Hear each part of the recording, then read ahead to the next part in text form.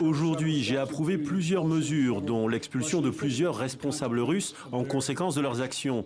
J'ai également signé un décret autorisant de nouvelles sanctions visant à lutter contre certaines actions préjudiciables menées par la Russie contre les intérêts américains. Depuis des décennies, les États-Unis ont utilisé des sanctions économiques comme outil de pression politique.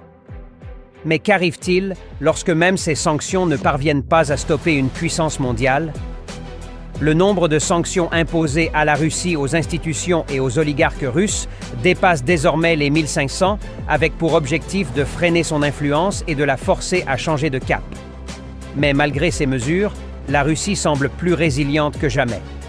Le but initial des sanctions était de causer un déclin économique, mais la Russie a rapidement diversifié ses partenariats commerciaux et a investi dans des secteurs clés, réduisant ainsi l'impact des sanctions, les BRICS, composés du Brésil, de la Russie, de l'Inde, de la Chine et de l'Afrique du Sud, a joué un rôle crucial en offrant à la Russie des alternatives économiques et politiques aux partenaires occidentaux traditionnels.